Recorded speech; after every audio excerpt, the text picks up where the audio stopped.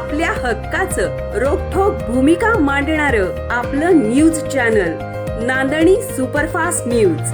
घटना तुमची, बातमी आमची। लोकवर्गणीच्या पाठबळावर उभे राहतीये स्वाभिमानीची लढाई।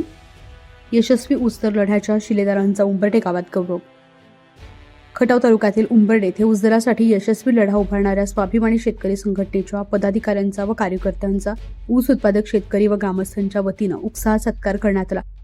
स्वतःच्या प्रपंचावर तुळशी पात्र ठेवून शेतकऱ्यांच्या हक्कासाठी झटणाऱ्या संघटनेला लोकांच्या पाठबळाचा, लोकवर्गणीचा आधार अत्यावश्यक असतो। याशिवाय मोठ्या लढाया शक्य नाहीत असं मत यावेळी व्यक्त करण्यात आले। लोकवर्गणीच्या पाठबळावर सध्या उभी राहतीये स्वाभिमानीची लढाई। यशस्वी ऊसदर लढ्याच्या शिलेदारांचा उंबरठे गावात गौरव करण्यात आला।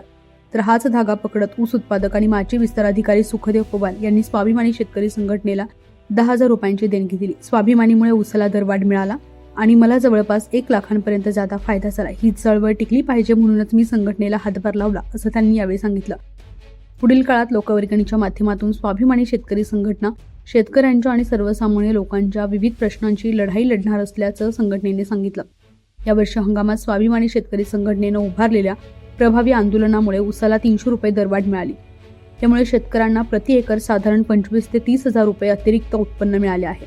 सातारा जिल्ह्यात अंदाजे 50 ते 55 लाख मेट्रिक टन ऊस गाळप होत असल्यानं या दरवाढीमुळे शेतकऱ्यांच्या खात्यात सुमारे 1500 कोटी रुपयांची अतिरिक्त रक्कम जाणार असून हे स्वाभिमानी शेतकरी संघटनेच्या संघर्षाचं मोठं यश मानलं जात आहे। शेतकऱ्यांना कायमचा फटका देणाऱ्या काटामारी विरोधात ठोस भूमिका संघटनेच्या वतीनं मांडण्यात आली। काटामारी थांबवण्यासाठी गावोगावी वजन काटा उभारण्याचा पुढाकार स्वाभिमानी शेतकरी संघटना घेत आहे। स्वाभिमानी शेतकरी संघटनेचे राज्य प्रवक्ते अनिल पवार यांचे उंबरठे गाव असल्यानं हा घरचा सत्कार संघटनेसाठी विशेष मोलाचा असल्याची भावना ग्रामस्थांनी व्यक्त केली। सिद्धनाथ विविध कार्यकारी सेवा सोसायटी तसेच ऊस उत्पादक शेतकऱ्यांच्या वतीनं या सत्कार कार्यक्रमाचं नियोजन करण्यात आलं होतं। कार्यक्रमात युवा जिल्हाध्यक्ष तानाजी देशमुख म्हणाले की शेती, ऊस, वीज, शेतमालाचे दर अशा सर्व प्रश्नांवर लढण्यासाठी संघटित होणं गरजेचं आहे। लोकवर्गणीच्या माध्यमातून मिळणारा लोकाश्रय स्वाभिमानीला अधिक बळ देतो। भविष्यात सर्वसामान्य शेतकऱ्यांसाठी संघटना अहोरात्र काम करत राहील। संघटनेच्या लोकाधारित लढ्याचे महत्त्व अधोरेखित केलं। यावेळी खटाव तालुका अध्यक्ष दत्तू काका घारगे, खटाव मान संपर्क प्रमुख शरद खाडे, तालुका संघटक संतोष तुपे, वडू शहर प्रमुख महेंद्र गोडसे, युवा नेते सुभाष जाधव यांच्यासह अनेक पदाधिकाऱ्यांचा सत्कार करण्यात आला। कार्यक्रमात सिद्धनाथ सोसायटीचे चेअरमन डॉक्टर नारायण जाधव यांनी मनोगत व्यक्त केलं। तसेच उंबरठे गावातील स्वाभिमानी पदाधिकाऱ्यांचा यावेळी गौरव करण्यात आला।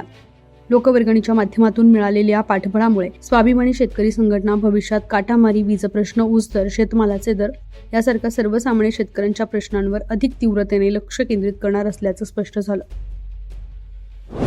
अशाच ताज्या घडामोडी पाहण्यासाठी आजच आपल्या नांदणी सुपरफास्ट न्यूज या YouTube चॅनलला लाईक करा, शेअर करा आणि सबस्क्राईब करायला विसरू नका।